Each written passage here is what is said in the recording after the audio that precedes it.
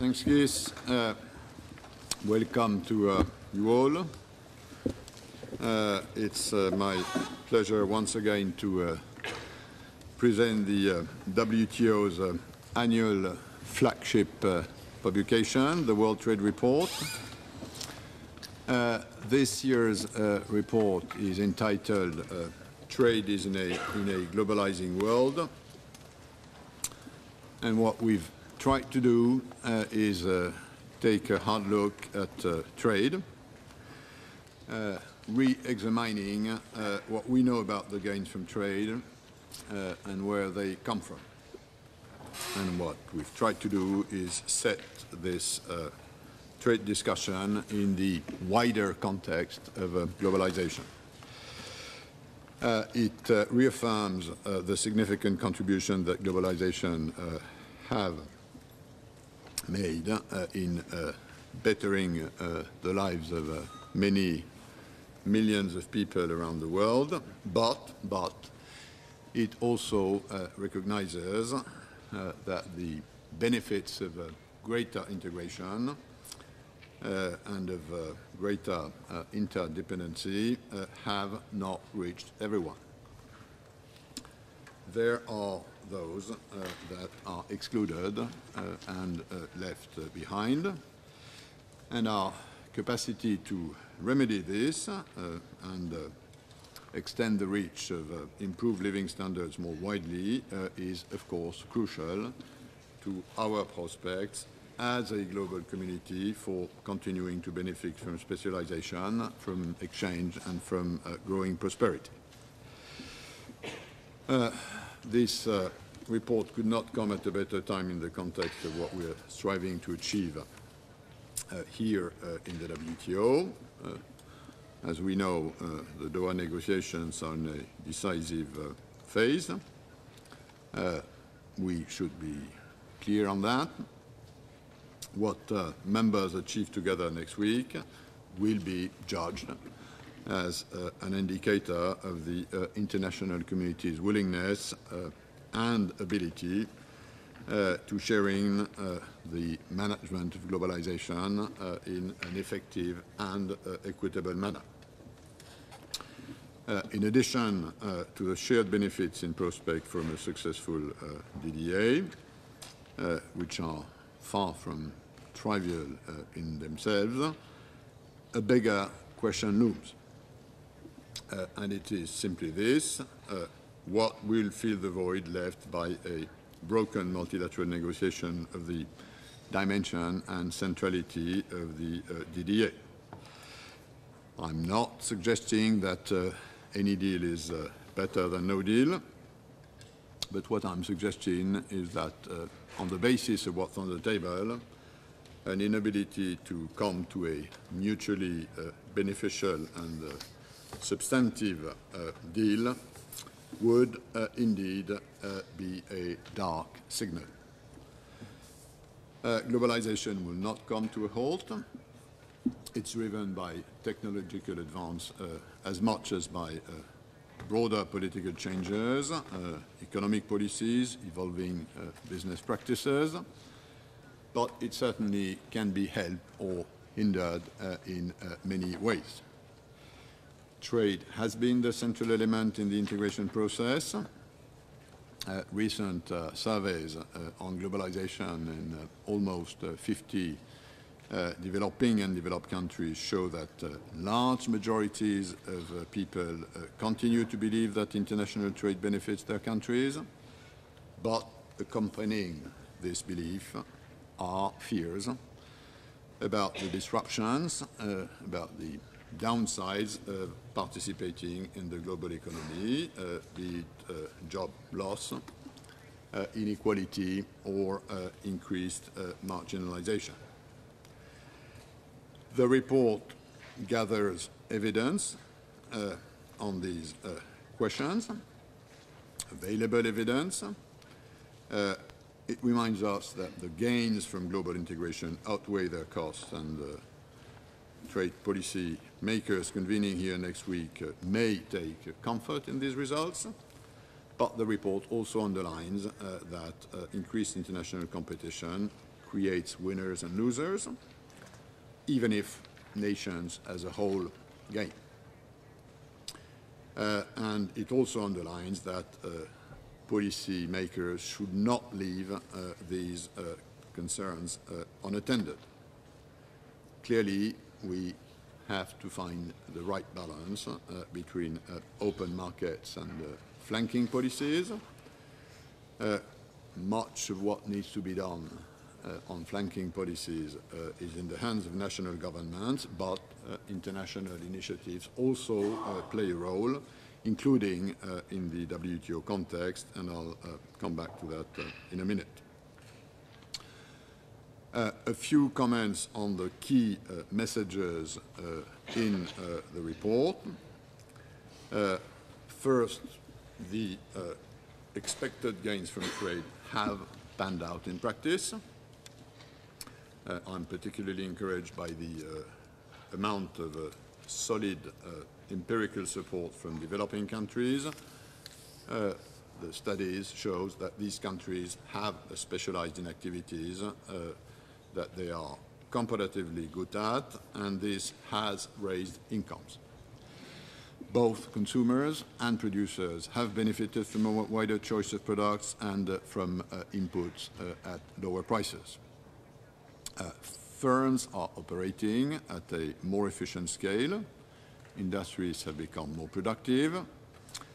Through these and other channels, such as knowledge spillovers, trade has also led to technological progress as a key driver of economic growth. Second, some countries do not share as much in these gains as they could and should. Much of this has to do with trade costs in the wider sense, tariffs, non-tariff barriers, transportation, communication, insurance, contracting, monitoring costs, and so on. Overall, trade costs have come down in the last half-century for both policy-related reasons, such as the reduction of trade barriers, and for technological reasons, such as the Internet. And this has allowed firms in developing countries to provide specialized inputs at various stages in the production process, including in participating in services of shoring. However, of course, the decision where to offshore not only depends on traditional factors such as skills or wages. New sources of comparative advantage, such as institutional framework, the quality of infrastructure, also play a role. And that has, unfortunately, limited the involvement of low-income countries in international supply chains, despite their advantage in terms of labor. More needs to be done here, and I hardly need to add that the Aid for Trade initiative and other similar efforts can take a vital contribution here. Third, trade may make some worse off, even if it's beneficial overall, or may not benefit everyone alike. In recent time, it has indeed become more difficult to identify those who lose. The story is not necessarily only about low-skilled workers or import-competing sectors. A more nuanced analysis is required. For example, medium-skilled workers carrying out routine tasks that are easily standardized and digitalized may be particularly susceptible to offshoring, and this independently of the industry they are working in. At the same time, research shows that some firms have successfully dealt with foreign competition in all sectors, and for laid-off workers, this implies that there may be opportunities to retrain and to find a job within the same sector. Fourth, policies to help displaced workers should be in place. Often these are part of social protection systems, since it's difficult to distinguish among various regions for structural change, such as trade or technological development. A number of countries have been reasonably successful with general policies to protect workers rather than specific jobs. Trade-specific adjustment programs do make sense if such assistance can help cope with trade opening policies, or if general systems are lacking, as they are notably and understandably in lower income countries. Six, the poor are particularly vulnerable since they may be unable to bridge short spells of unemployment. And while trade has helped to reduce poverty worldwide, some poor households have been negatively affected.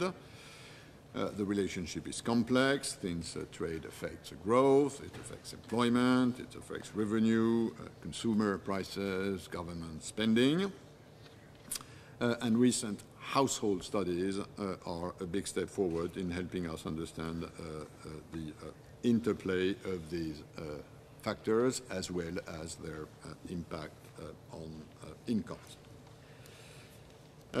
Seventh, what some of these studies have also shown is that poor agricultural producers in remote rural areas were unable to seize new market opportunities due to high transport and other trade costs, and we know that these costs are increasing because of hikes in the price of energy.